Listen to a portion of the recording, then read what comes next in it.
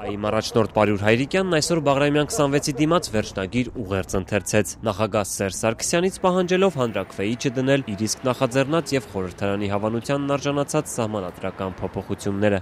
Այսպիսի պատմական առիթ մարդ արարածին իր կյանքի ընթացքում կարող է հազվադեպ տրվել։ Հիմա դուք եք որոշելու, թե այս անառողջ նախաձեռնությունը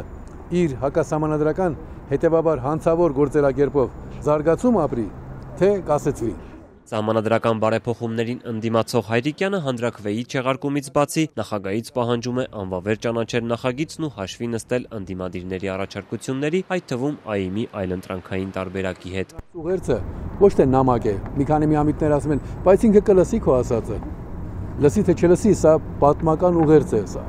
Սա այնպիսի իրողություն է, որ դա հավասարազոր է, որ դու մեկին ասես, լսիր,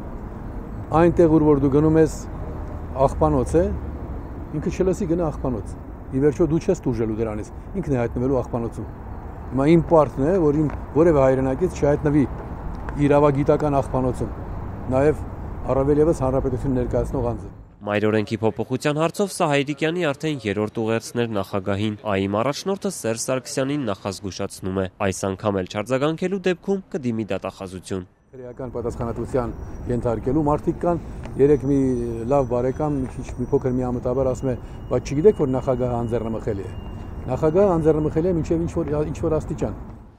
Նախագահին նախազգուշացնող ուղերձից հետո Հայրիկյանը նաև գլխավոր դատախազություն հասավ, պահանջելով գլխավոր դատախազից քրեական պատասխանատվության ենթարկել բարեփոխումների մասնագիտական հանձնաժողովի անդամներին, այդ թվում ինքն իրեն։ Հայրիկյանը պնդում է, որ Սերժ Սարգսյանի որոշմամբ ստեղծված հանձնաժողովը չի լսել ԱԻՄ առաջարկները եւ հրաժարվել է հանդիպումից։ Պատրաստ եմ ներկայացնել ողջ գրագրությունը,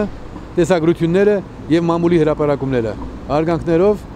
Պարույր Հայրիկյան, ԱԻՄ առաջնորդ։ Պարույր Հայրիկյանն այսօր միայն իր կուսակիցներով էր փողոց դուրս եկել, թեև սահմանադրական բարեփոխումների դեմ պայքարում ԱԻՄ-ը միավորվել է հանրային փրկության ճակատի եւ չեք անցկացնի նախաձեռնության հետ։ Եթե կողքից նման աշխատանք է կատարում, ապա մենք ողջունում ենք, մենք նույնպես նման աշխատանք կատարում ենք, բայց ես կարծում եմ, մենք կարծում ենք, որ հիմնական շեշտը դա չպետք է։ Չեք անցկացնի նախաձեռնության կարծիքով սահմանադրական բարեփոխումները կարելի է տապալել փողոցային պայքարով։ Ակտիվիստները հաջորդ շաբաթվանից կայցելեն մարզեր, իրազեկելու հոկտեմբերի 30-ի Երևանյան հանրահավաքի մասին։ Կփորձենք տեղի ակտիվ խմբերի հետ հանդիպումը կազմակերպել, քննարկել սահմանադրական փոփոխությունները, ներկայացնել մեր մոտեցումները։